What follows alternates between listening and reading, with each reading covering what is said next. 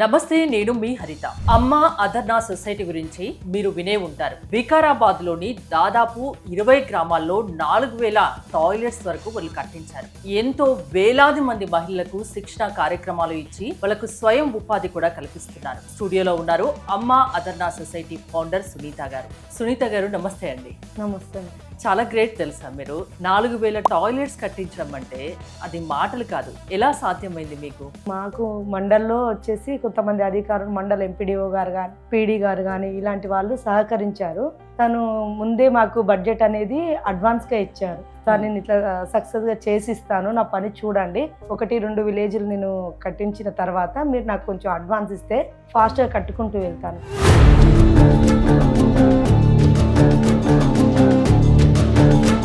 అందులో ఒకటి 12,000లో టాయిలెట్స్ కట్టేయడం అంటే చాలా కష్టమైన పని.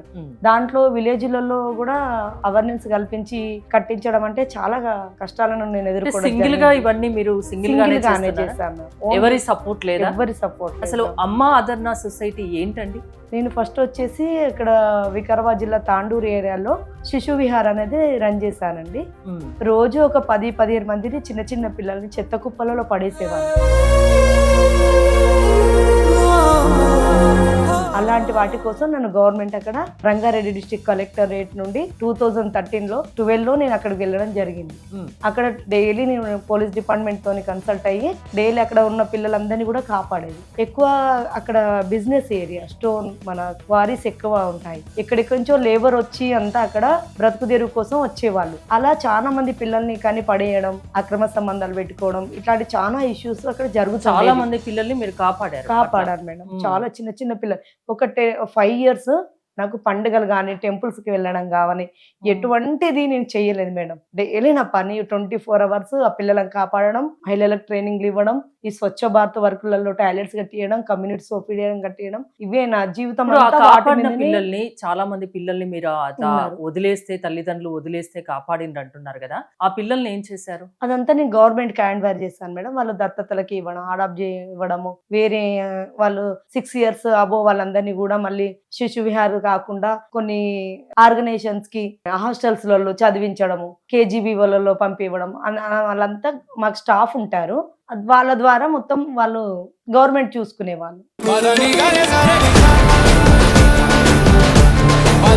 గవర్నమెంట్ కు అప్పచెప్పేది హాస్టల్స్ లో, లేకుంటే దత్తత, ఇలాంటి కార్యక్రమాలు చేశారు. ఇంకా అలాంటి దారుణ సంఘటనలు జరుగుతున్నాయా వికారాబాద్ లాంటి ఏరియాలో? ఇప్పుడైతే దాదాపుగా 80% తగ్గింది మేడం. కొంచెం ఉంది, ఎందుకంటే గవర్నమెంట్ కూడా మంచి మంచి స్కీములు పెట్టడం జరుగుతుంది. పిల్లలకి హాస్టల్ ఫెసిలిటీస్ కానీ, ప్రెగ్నెంట్ అయినప్పటి నుండి వాళ్ళు డెలివరీ అయ్యేంత వరకు మంచి మెడిసిన్ ఇవ్వడం, ఫుడ్ ఇవ్వడం, అంగన్వాడీల ద్వారా, ఆశా వర్కర్స్ ద్వారా ఇలాంటి సేవలు అందుతున్నాయి. కాబట్టి ఇప్పుడు కొంచెం నిరోధించబడింది. అది చాలా మటుకు తగ్గాయి.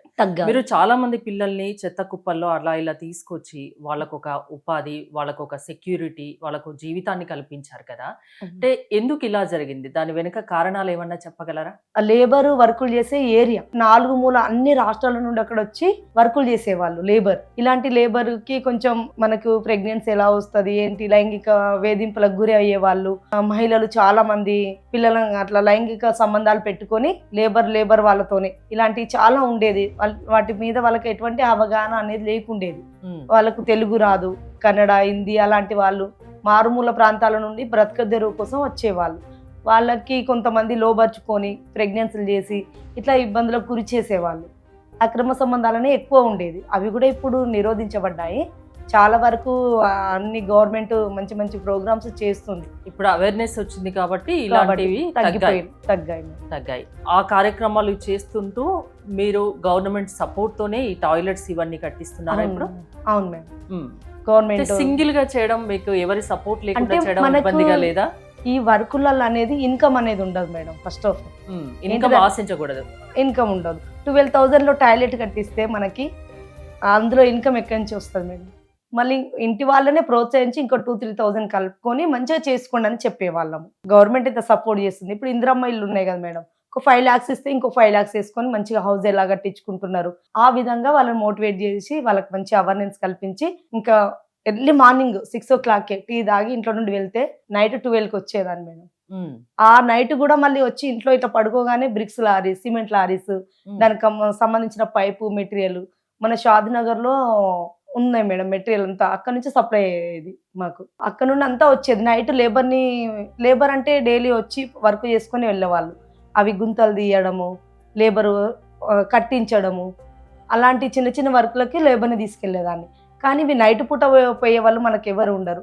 నైట్ వెళ్తే 2-3,000 మనకు ఛార్జెస్ అడిగేవాళ్ళు. అంత ఛార్జెస్ మనం పెట్టలేని పరిస్థితి. అలా అని నేను స్కూటీ మీద వెళ్ళేదాన్ని. రోజు మినిమం 200 కిలోమీటర్స్ నేను అలా జర్నీ చేసేదాన్ని. Minimum 4-5 villages. అంటే మామూలుగా ఏదన్నా పని చేస్తే ఏదన్నా మనం ఆశించడం అనేది నార్మల్. మీరు ఏమీ ఆశించకుండా ఇవన్నీ చేశారా? అంటే ఏది ఇప్పుడు టాయిలెట్స్ కట్టించడంలో అనేది మాత్రం ఎటువంటి 1 రూపీ కూడా నాకు ఇన్కమ్ లేదు. ఎందుకంటే 12,000 ఇంకా నేనే లాస్ అయ్యాను మేడం. ఎందుకంటే కొన్ని విలేజ్లలో మెటీరియల్ దింపించి టైంకి లేబర్ రాకపోయేది ఉంటే కొంచెం మెటీరియల్ అనేది అంతా ఎత్తుకెళ్ళేవారు. ఎవరు ఫుల్ టైం సోషల్ సర్వీసే, ఏదో ఒకటి చెయ్యాలి మేడం. దానికి కొంచెం ఫండ్స్ సపోర్ట్ తీసుకుంటున్నారు, చేస్తున్నారు, గవర్నమెంట్ సపోర్ట్ తో చేస్తున్నారు. గవర్నమెంట్ ఇంకోటి చాలా మంది వేలాది మంది మహిళలకి స్వయం శిక్షణ కార్యక్రమాలు కూడా నిర్వహిస్తున్నారు కదా, ఇది ఎలా సాధ్యమవుతుంది? ఇలా అంటే నేను ఆల్రెడీ సోషల్ సర్వీస్ చేసుకుంటూ నేను ఎక్కడైతే గ్రామాలలో వెళ్తున్నానో ఆ గ్రామ పంచాయతీలో ఒక 20-30 మందిని పోగేసుకొని మహిళలని ఇలా ఏం వర్కులు రావు వాళ్ళకి, ఉపాధి లేక, ఫుడ్కు కూడా డబ్బులు లేక అప్పులు చేసుకొని ఎంతోమంది ఆత్మహత్యలు చేసుకోవడం ఇలాంటివన్నీ చాలా ఉండేది. అలాంటివన్నీ నాకు చెప్పేవాళ్ళు, మేడం మా కోసం ఏమైనా చెయ్యండి అని అడిగినప్పుడు నాకు కొంచెం టైలరింగ్ మగ్గం వరకు వచ్చేది. వాళ్ళని పోగేసి నేనే అక్కడ ఒక 1 అవర్ క్లాస్ చెప్పి వెళ్ళేదాన్ని. అలా నేను చేసుకుంటూ కొన్ని న్యూస్ పేపర్లో రావడం, ఛానళ్ళలో రావడము ఇలాంటివి చూసి గవర్నమెంట్ ఏమన్నా ఇట్లా పడినాయి మేడం అని మాకు పీడీ గారు కానీ అక్కడున్న ఆఫీసర్స్ కానీ చెప్పేవాళ్ళు. అట్లా కొన్ని స్కీమ్స్, గవర్నమెంట్ స్కీమ్స్కు నాబార్డు, ఖాదీ ఆఫీసు, ఇలా ఎంఎస్ఎంఈ ఆఫీసులకి నేను అప్లై చేసేదాన్ని. ఆ విధంగా ఆ ఫండ్స్తోని ఇప్పుడు రెగ్యులర్గా ఏదో ఒక ఆఫీస్ నుండి నాకు ఫండ్స్ స్కీమ్లకు ఇస్తుంటారు. కంప్లీట్ అయిన తర్వాత ఇంత ఛార్జ్, ఫుడ్కి ఇంత, మీరు చేస్తున్న వర్క్ ని చూసి ఎవరో ఒకరు సపోర్ట్ చేస్తున్నారు, గవర్నమెంట్ సపోర్ట్ చేస్తుంది. అండ్ సెంట్రల్ గవర్నమెంట్ స్కీమ్ కూడా మీరు సెలెక్ట్ అయ్యారు కదా రీసెంట్ గా ఏంటంటే ఇప్పుడు నేను ఇక్కడ శ్రామిక్ మిత్ర అని ఉంది మ్యామ్. దీంట్లో వచ్చేసి సెంట్రల్ గవర్నమెంట్ నుండి ఒక 12 కార్డ్స్ ఉంటాయి. దాంట్లో ఒక 8 కార్డ్స్ కి శ్రామిక్ మిత్రగా నా నేమే శ్రామిక్ మిత్ర క్యాండిడేట్. దీనికి మొత్తము ప్రతి విలేజ్ లో కానీ ఎక్కడైనా మనం ఇండియాలో ఎక్కడైనా ఇది చేసుకోవచ్చు. కానీ నేను వచ్చేసి వికారాబాద్, నారాయణపేట సెలెక్ట్ చేసుకున్నాను. ఎందుకంటే ఈ ఏరియాలలో కొంచెం డెవలప్మెంట్ అనేది లేదు. ఇంకొకటి ఇక్కడ చేయడానికి ఎవరు ముందుకు రారు. అంటే ఈ స్కీమ్ కింద సెంట్రల్ గవర్నమెంట్ మీకు ఫండ్స్ ఇస్తుంది. ఆ ఫండ్స్ తో మీరు ఈ ఫండ్స్ ఇవ్వరు మేడం. నేను ఒక్కొక్క ప్రోగ్రామ్ కి నాకు ఏంటంటే ఒక్కొక్క ప్రోగ్రామ్ కి ఇంత అమౌంట్ ఛార్జ్ అంతే. నాకు ఆ రోజు ఛార్జెస్ అని పే చేస్తారు. అవి సైట్ ఇస్తారు, మన స్టేట్ లెవెల్ ఆఫీసర్స్ ఉంటారు, ఒక 3 ఆఫీసర్ది ఐడి ఇస్తారు ఆన్లైన్. ఆ ఆన్లైన్లో మేము ఈ కార్డ్స్ సంబంధించిన అన్ని ఆన్లైన్ చేసి వీళ్ళకి పీడిఎఫ్ ఫైల్ పంపాలి.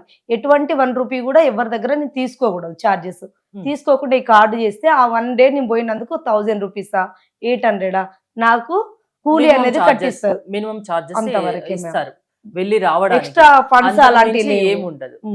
ఇంకా ఏమన్నా కార్యక్రమాలు ఇప్పుడు టాయిలెట్స్ కట్టించిన తర్వాత అవి మంచిగా చేసినందుకు నేను డిఆర్డిఏ కానీ local engineering department EE sir వాళ్ళు ఉంటారు, పంచాయత్ రాజ్ డిపార్ట్మెంట్, వాళ్ళని కలిసి రాను సార్ ఇలా అంటే నాకు ఎంపీడీఓలు వాళ్ళు చెప్తుంటారు, అమ్మ మా మండల్లో ఇవి వచ్చాయి మీరు కలవండి ఒకసారి, ఈ వర్క్లు వచ్చాయి చేయండి అని. ఇప్పుడు వచ్చేసి కమ్యూనిటీ సోఫిట్స్ అని ప్రతి గ్రామానికి ఒక ఇంకుడు గుంత అంటారు మేడం, పెద్దది, అది అంత వెడల్పుతో కట్టేయాలి. అంత డ్రైనేజ్ వాటర్ లో వర్క్ చేయాలి. గ్రామంలో ఎవరు ముందుకు రారు అది చేయడానికి కూడా. మురికి వాటర్ లో దిగడము, వర్కులు చేయడము, చార్జెస్ ఎక్కువ అడుగుతుంటారు. దానికి 90,000 అనేది 90,000 బడ్జెట్ ఉంది గవర్నమెంట్ నుండి. అలా నేను డిఆర్డిఏ గారిని ఈ గారిని కలిస్తే నాకు చేసుకోమని అన్నారు. ఫస్ట్ నేను దానికి ఇన్వెస్ట్మెంట్ నేనే చేసుకోవాలి. నా దగ్గర 10 lakhs 20 lakhs అంత అమౌంట్ నాకు దగ్గర లేవు. ఇది 1 lakh 2 lakhs అట్లా ఎవరి దగ్గర అప్పు తీసుకొచ్చి చేసి మళ్ళీ బిల్స్ వచ్చినాక ఇలా చేసుకుంటూ వస్తున్నా. ఇప్పుడు మన ఒక తెలంగాణలో ఒక 15 ఒకే గ్రామానికి అయినాయి అంటే మన వికారాబాద్ జిల్లాలో యాలాల్ మండల్లో ఒక 15 కంప్లీట్ చేస్తాను మేడం నిన్నటి వరకు. ఇంకా కొన్ని ప్రోగ్రెస్లో ఉన్నాయి. కొంచెం అవి బిల్స్ వస్తుంటే అవి మళ్ళీ దీనికి యూజ్ చేసుకుంటూ వెళ్తున్నా. ఈ కార్యక్రమాలన్నీ మీరు అమ్మ అదర్నా సొసైటీ పేరు మీద చేస్తున్నాము. ఓకే. ఏంటి మీ ఎయిమ్ ఏంటి? మీ లక్ష్యం ఏంటి? ఇంకా ఏం చేయాలనుకుంటున్నారు? మీకు ఎలాంటి సపోర్ట్ కావాలి? ఇప్పటిదాకా చాలా ఇబ్బందులు పడి ఉంటారు కదా సింగిల్‌గా. మీకు ఇంకెవరి సపోర్ట్ అన్నా కావాలా? మీ సొసైటీలో ఎవరైనా మెంబర్స్‌గా జాయిన్ అవ్వాలనుకుంటే జాయిన్ అవ్వొచ్చా? మేడం ప్రస్తుతానికి నేను టాయిలెట్స్ కట్టించినప్పుడు చాలా ప్రాబ్లమ్స్ ఫేస్ చేశాను. నాకెవ్వరు సపోర్ట్ లేకుండే. అసలు ఎన్నో రాత్రులు నిద్రపోకుండా కష్టపడిన రోజులున్నాయి. ఏడ్చిన రోజులు గూడా ఉన్నాయి. ఎందుకంటే నేను మధ్యరాత్రి జెంట్స్ లాగా స్కూటీ మీద నేను ముందు వెళ్తుంటే లేబరు అంత బీహార్ వాళ్ళు ఉండేవాళ్ళు. ఇప్పుడు మ్యారీడ్ కదా మీరు. పిల్లలు కూడా ఉన్నారా? పిల్లలు ఉన్నారు. మరి ఇంట్లో వాళ్ళ సపోర్ట్ ఉందా? మీ హస్బెండ్ సపోర్ట్ ఉందా? ఉన్నారు, ఏమంటున్నారు? ఉన్నారు. హ్మ్. అయితే నేను వెళ్తుంటే ఎన్నోసార్లు అడవి పందులు దాడి చేశాయి నా మీద. మధ్యరాత్రి అడవులలో నుండి వెళ్ళాలి. బ్రిక్స్ లారీ అక్కడ విలేజ్‌లో డంపింగ్ చేసి నేను రిటర్న్ వస్తుంటే వాళ్ళు అక్కడే ఇంకా వర్క్ చేసుకుంటూ ఉండేవాళ్ళు లేబరు. నేను వస్తుంటే 2, 3 సార్లు నాకు అడవి పందులు ఈ చెయ్యి, కాలు అలా మొత్తం ఫ్రాక్చర్స్ అయినాయి. ఇంకా ఒక్కదాన్నే రక్తం మడుగులో ఉండి ఏడ్చుకుంటూ నా ఫోన్ కూడా ఎక్కడ పడిందో తెలియదు ఆ అడవుల్లో. మళ్ళా మార్నింగు తీసుకొని వెళ్ళేది మా పిల్లల్ని వెళ్ళి అక్కడ చూసుకునేవాళ్ళం.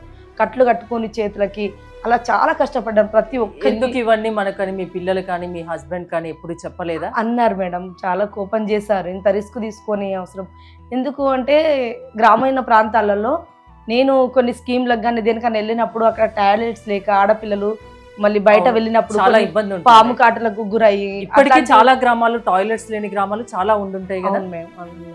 ఇప్పుడు ప్రస్తుతానికి నేను ఎన్ని జిల్లాలైనా అవి చేయడానికి రెడీ ఉన్నాను. కాదంటే అది 5 ఇయర్స్ ప్రోగ్రామ్ మాత్రమే. అది పూర్తి అయింది. ఇంకా గవర్నమెంట్ ముందు ముందు సెంట్రల్ గవర్నమెంట్ మన మోదీ సార్ గాని గవర్నమెంట్ వాళ్ళు ఇవి మళ్ళీ తీసుకొస్తే అప్పుడు అవేర్నెన్స్ అని ఎక్కువ లేదు. చేసేవాళ్ళు కూడా లేరు. ఇప్పుడు మేము అవేర్నెన్స్ ఎక్కువ కల్పించాము గ్రామాలలో. అవి మళ్ళీ అన్ని మిగిలిపోయాయి. ఆ బడ్జెట్ రిటర్న్ అయిపోయింది కరోనాలో. కాబట్టి అది మళ్ళీ బడ్జెట్ తెస్తే ఇంకా చాలా గ్రామాలు ఇప్పటికీ నన్ను విలేజ్‌లో వెళ్తుంటే అందరూ అడుగుతుంటారు. మేడం అప్పుడు వాటి వాల్యూ మాకు తెలియదు. ఇప్పుడు మాకు తెలుసు. ఆడపిల్లలు ఇప్పుడు అన్ని ఇంకా ఇండ్లు అయిపోయాయి. ప్రజలు ఎక్కువ అయిపోయారు. నాకు బయట వెళ్ళాలంటే చాలా కష్టం అవుతుంది.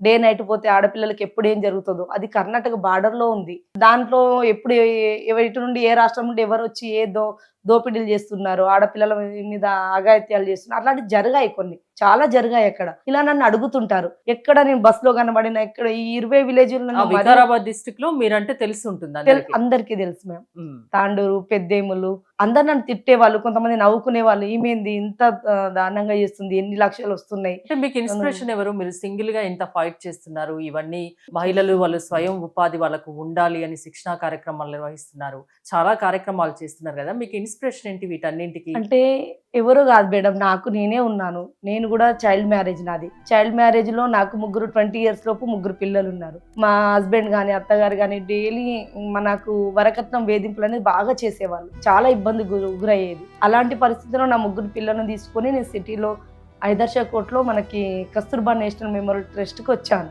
అక్కడ నేను ఉండి అక్కడ ఉన్న వాళ్ళందరూ కూడా నాలాంటి ప్రాబ్లమ్స్ తో వచ్చిన వాళ్ళే. ఒక్కొక్కరికి ఒక్కొక్క ప్రాబ్లం. రోజు ఆ ప్రాబ్లమ్స్ అన్నీ చూసుకుంటూ చాలా ఏడ్చేదాన్ని. మహిళలకు ఇంత దారుణంగా ఉంటుందా, ఇంతగానం హింసిస్తారా? నేను ఒక్కదాన్నే అనుకున్నాను. అక్కడికి వచ్చిన తర్వాత నా ప్రాబ్లం అనేది చాలా చిన్నది. అక్కడ కొట్టడము, సిగరెట్లతో కాల్చడము, వేధింపులు, వాళ్ళను మెంటల్గా చాలా టార్చర్ చేయడం, ఇలాంటివన్నీ చూసి నేను కొంచెం వాళ్ళందరికీ కూడా మంచి సేవలను అందించి మళ్ళీ నేను కూడా కొన్ని అక్కడ నుంచే మీ ఫస్ట్ స్టెప్ స్టార్ట్ అయింది. జర్నీ అయింది. అక్కడ నుండి నాకు పద్మావతి మేడం గారు చాలా హెల్ప్ చేశారు. ఆమెకు ఇప్పుడు మీ ప్రత్యేకమైన ఫ్యామిలీకి ఏంటి మరి మీరు ఇప్పుడు చేసే వర్క్? నేను ఇది కాకుండా కొన్ని నేను లోన్స్ ఇప్పియడము, అలాంటి చిన్న చిన్న ప్రోగ్రామ్స్ నా ఓన్ గా కొన్ని బిజినెస్లు చేయడము ఇప్పుడు పిల్లలు సపోర్ట్ చేస్తున్నారా మీకు? చేస్తున్నాను. ఉమ్. పిల్లవాళ్ళు పెద్దవాళ్ళు అయిపోయారు. ఇక్కడే కాలేజీలలో చదువుతున్నారు. అంత బాగుంది. సపోర్ట్ ఉంది. మా హస్బెండ్కి వచ్చేసి కొంచెం హెల్త్ అప్పుడప్పుడు బాగుండగా తను ఏం చేయలేకపోతున్నారు.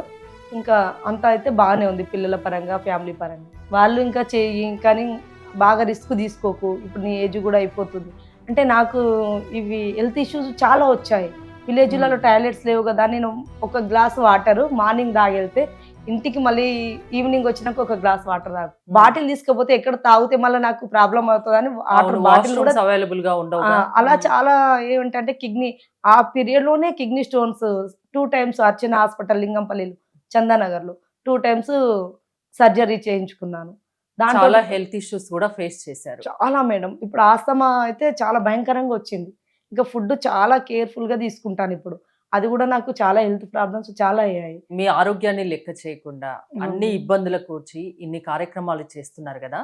ఫైనల్ గా అసలు మీ లక్ష్యం ఏంటి, మీకు ఏం కావాలి? నాకు అనేది మేడం అన్ని గ్రామాలు కొంచెం డెవలప్మెంట్ చెయ్యాలనే ఉద్దేశంతో చేస్తున్నాను. నాలాంటి నేను ఒకప్పుడు ఒక మహిళనే, సాధారణ మహిళనే. నేను ఎన్ని కష్టాలు పడుతున్నా వాళ్ళు కూడా విలేజ్ లో అన్ని కష్టాలకు ఎక్కువ గురవుతున్నారు. వాళ్ళన్ని కూడా ప్రాబ్లమ్స్ నాకు తెలుసు. నా ద్వారా కొంతమంది అయినా హెల్ప్ అవ్వాలి, నా ద్వారా కొంతమందికి నేను హెల్ప్ గా ఉండాలి అన్న ఉద్దేశంతో చేస్తున్నాను. దాదాపుగా ఇలాంటి అన్ని అవేర్నెస్ ప్రోగ్రామ్స్ చేశాము. 10 years కష్టపడ్డాము. దాదాపు 80% అందరికీ అన్ని తెలుసు ఇప్పుడు. అందులో మనకు మీడియా కూడా పవర్ఫుల్ గా అందరికీ అర్థమైపోతుంది. ఎప్పుడు ఎక్కడ ఏం జరుగుతుంది, ఎలా ఉండాలి అనేది. ఇప్పుడు వచ్చేసి మెయిన్ ఏంటంటే మేడం, కొంచెం అప్పులకు ఇదవ్వి బిజినెస్ లేక అలాంటి ఇబ్బంది పడే వాళ్ళకు నేను స్వయం ఉపాధి శిక్షణలు ఇచ్చుకుంటూ వాళ్ళకు PMEGP, Mudra loans, subsidy loans ఏమేమి ఉన్నాయి, ఎక్కడి నుండి ఉన్నాయి, అవి ఎలా చెయ్యాలి అన్న ఇదితోని అందరికి ఆ లోన్స్ ఇప్పించుకుంటూ వాళ్ళకి శిక్షణలు గవర్నమెంట్ కొన్ని స్కీమ్స్ తీసుకొచ్చి కొన్ని నా ఓన్ గా శిక్షణ ఇచ్చుకుంటూ మహిళలు సొంతంగా ఉపాధి పొందాలనుకుంటే మిమ్మల్ని కాంటాక్ట్ అవ్వచ్చు. అలాంటి ఇంకోటి ఎవరైనా నేరుగా ఫండ్స్ స్వచ్ఛందంగా ఫండ్స్ ఇవ్వాలనుకున్నా ఇవ్వచ్చు. ఇప్పటి వరకైతే నాకు బయట నుండి ఎక్కడి నుంచి ఏ ఫండ్స్ రాలేదు. కొంచెం ఇంకా నేను చేసే పనులకు నాకు ఒకటి ఏంటంటే ప్లాస్టిక్ ని స్టాప్ చేయించాలి మొత్తం అని కొన్ని నేను ఇక్కడ ఏ ట్రైనింగ్ ఇచ్చినా, ఏ విలేజ్ కి వెళ్ళినా అక్కడ ఒక 1 hour కొంచెం ఒక 10 మంది మహిళలను కూర్చోబెట్టి పేపర్ బ్యాగులు అనేది నేర్పించడం జరుగుతుంది మేడం. పేపర్ కవర్స్ మనకి బ్యాన్ చేయాలి అని, ఇలాంటివి చేయాలని నాకు చాలా ఇష్టము. నాకు ఎవరైనా ఫౌండర్స్ సపోర్ట్ చేసినట్టయితే నేను ప్లాస్టిక్ అనేది లేకుండా నిరోధించడానికి నేను ముందుకు రాగలుగుతాను. సునీత గారు, చాలా అవార్డ్స్ కూడా మీరు అందుకున్నట్టున్నారు.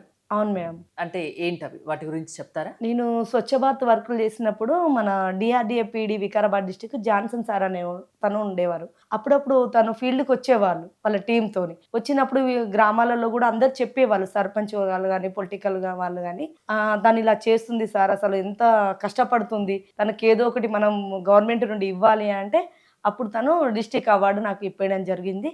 దాంతో పాటుగా మన మెక్మా పీడి రవి సార్ అని ఉన్నారు, ఇప్పుడు ప్రజెంట్ వికారాబాద్ డిస్టిక్లో చేస్తున్నారు. తను కూడా ఆ మున్సిపల్ ఏరియాలో అన్ని నేను స్కిల్ డెవలప్మెంట్ స్కీమ్స్ ఇచ్చేది. ఏ అవార్డులకి వాళ్ళకి ఇన్ఫర్మేషన్ వస్తే ఫస్ట్ నాకే చెప్పేవాళ్ళు, అమ్మ ఈ అవార్డుకి నువ్వు సెలెక్ట్ అవుతావు, ఖచ్చితంగా దీనికి అప్లై చేసుకో. ఇలాంటి వాళ్ళు ఎవరు లేరు మన దగ్గర మహిళలు చేసేవాళ్ళు అంటే. ఒకసారి వచ్చేసి మనకి బిక్కీ వాళ్ళు ఇచ్చారు మేడం, వాళ్ళది నేను అప్లై చేశాను. రేపటికే లాస్ట్ డేట్ అంటే నేను ఇవాళ నైట్ చేశాను. వాళ్ళు 500 నెంబర్స్ మన తెలంగాణలో అప్లై చేస్తే 20 నెంబర్స్ సెలెక్ట్ చేశారు. అందులో నేను ఇవాళ లాస్ట్ డేట్, రేపు లాస్ట్ డేట్ అని ఇవాళ నైట్ చేశాను. కానీ నాకు ఫస్ట్ అవార్డు నాకే ఇచ్చారు. మీ సేవలకు గుర్తింపుగా చాలా అవార్డ్స్ కూడా వచ్చాయి. ఇలాంటి అవార్డ్స్ చాలా ప్రోత్సాహాన్ని ఇస్తాయి కదా. ఈ ఒక 5 years లో 5 awards తెచ్చాను మేడం, డిస్టిక్ స్టేట్ అవార్డ్స్. ఇంకా నేను నేషనల్ వరకు నన్ను తీసుకెళ్లే వాళ్ళు లేరు. నేను చేసిన ఒక గుజరాత్లో 1-2 ఒక అతను టాయిలెట్స్ కట్టిస్తే వాళ్ళకి నేషనల్ అవార్డ్స్ వచ్చాయి. కానీ నేను ఎన్ని విలేజ్లు చేశాను మేడం, చాలా బాధగా అనిపిస్తుంది. నాకు అధికారులు కానీ పొలిటికల్ వారు కానీ ఎవరు సపోర్ట్ లేదు. ఒక ఇందిరమ్మ ఇల్లుకు కానీ నేను డబుల్ బెడ్రూమ్కి అప్లై చేస్తే 3 years నుండి నేను కంటిన్యూ తిరుగుతూనే ఉన్నాను. కానీ నాకు ఒక ఇల్లు కూడా ఇవ్వలేదు మేడం, నాకు ఒక ప్లేస్ లేదు. చాలా కష్టపడి ఇన్ని చేశాను కానీ గవర్నమెంట్ సపోర్ట్ నాకు చేయట్లేదు. సొంత ఇల్లు కూడా లేదు.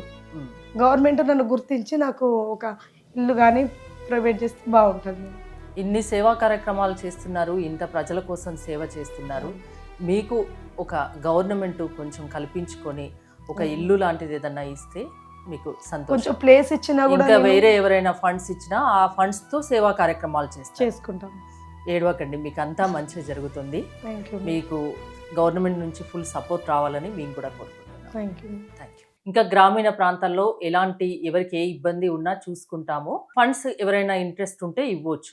కొంచెం గవర్నమెంట్ సపోర్ట్ తో ఈ కార్యక్రమాలన్నీ మీరు చేస్తున్నారు. చేస్తున్నాము. థ్యాంక్ యూ సునీత గారు. Thank you.